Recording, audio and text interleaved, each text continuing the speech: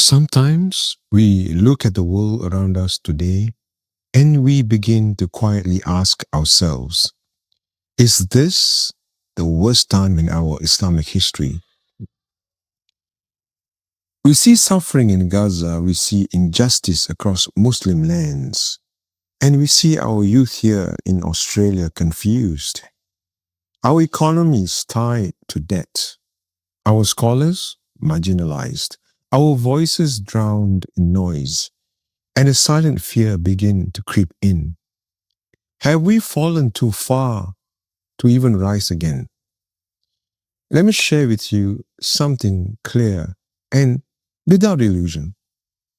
This moment of time is not the worst moment in our Islamic history. It's not even close by the breadth of a hair. Our Ummah has walked through darkness far deeper than what we see and we observe today. There was a time when even Mecca and Medina themselves fell into deviant hands. There was a time when scholars were hunted. Even Baghdad burned from the inside before it burned from the outside. When the black stone was stolen from the Kaaba, when Muslims were assassinated publicly just to spread terror in the hearts of the Ummah and the Muslimin. And yet, Islam survived. And not only survived, it flourished, it rose again.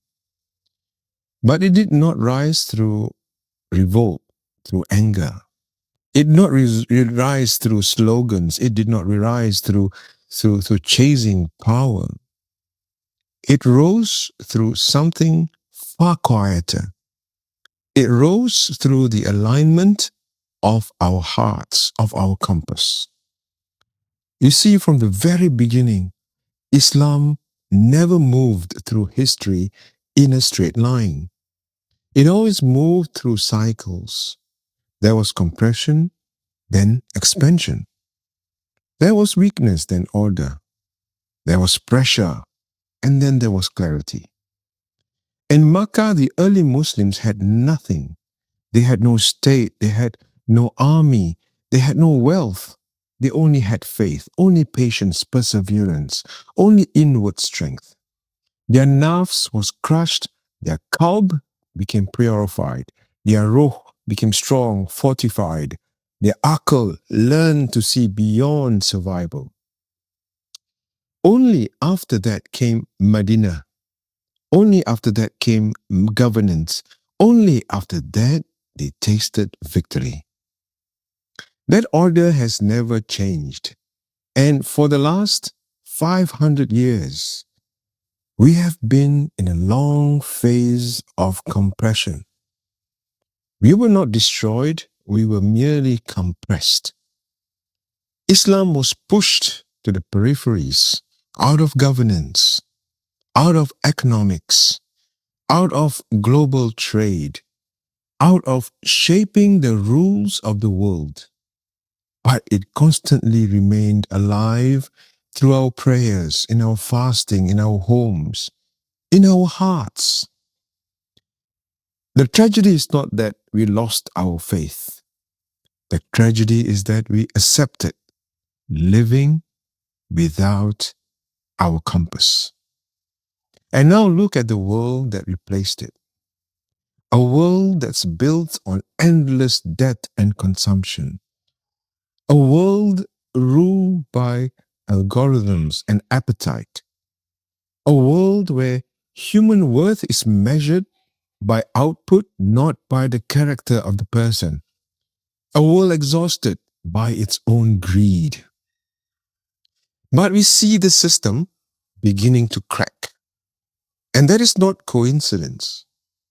Because if you see the cycle, if it begins with nafs, the nafs becomes a commanding self of a civilization. And then collapse is not a possibility. It becomes inevitable.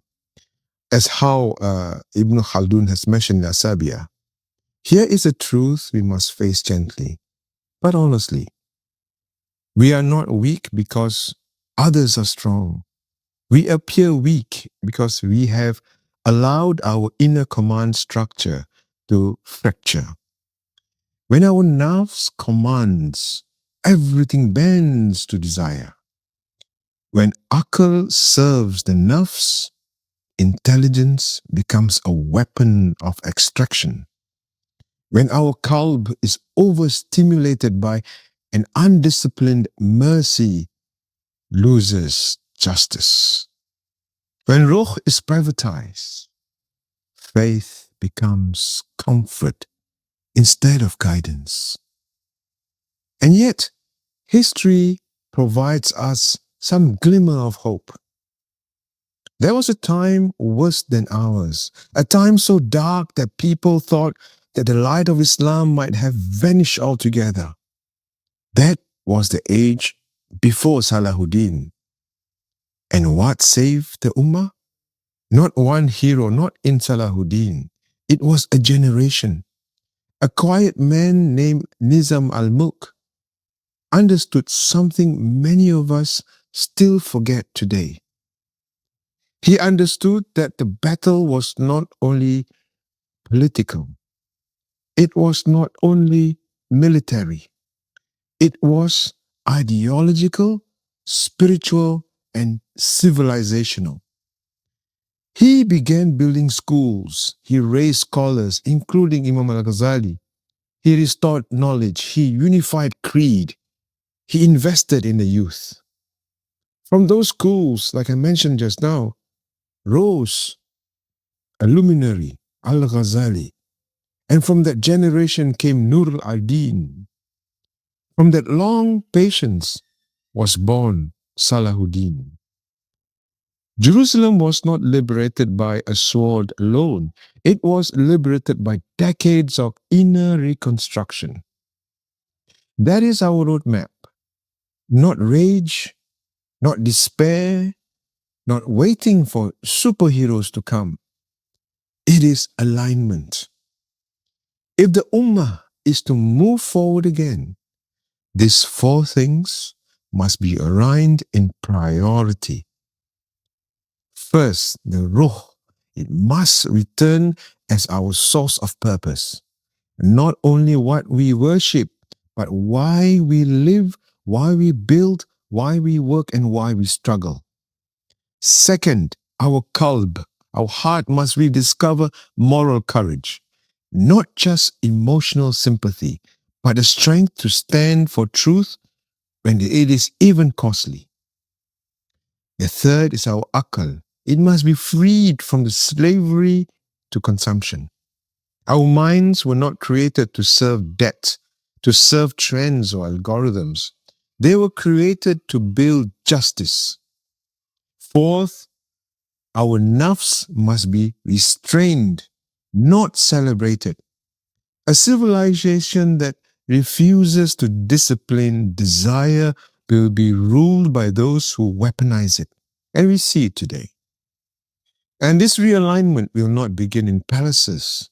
It will begin in our homes, in our classrooms, in our way we spend the wealth we have, in how we raise our children, in how we define success. The next rise of the Ummah will not look like the past empires. History never repeats form, it repeats laws. The next phase will be built through ethical trade. We will have risk-sharing finance, purposeful driven education, community rootedness, human dignity before human output. In other words, something that looks very much like Madinah al-Munawwarah again. 500 years of compression has stored enormous potential energy within the Ummah. But compressed energy can either explode destructively or be released with a planned direction. And direction only comes from one place, from our inner compass, La ilaha illallah. And that compass was calibrated on the Mount Arafah. And it has never stopped pointing. It has only been ignored. So my advice to you today, it's not dramatic. It is simple. Yet it is going to be heavy with history. Do not wait for the Ummah to change. Realign your own inner command. Anchor your ruh. Purify your qalb. Discipline your nafs. Liberate your aql. Because every civilisational rise is our history began when ordinary believers chose inward order before outward power. And if we do that again, we will quietly and we patiently do it together. The next chapter will not be written by the noise, by the white noise, by the distractions. It will be written by alignment, as how we were promised, we were asked back at Alam Arwah, Alastu bi Rabbikum, La ilaha illallah. So keep that compass in mind, and may Allah grant us His mercy and His guidance. Wabillahi tawfiq wal hidayah. Wassalamu alaikum wa rahmatullahi wa barakatuh.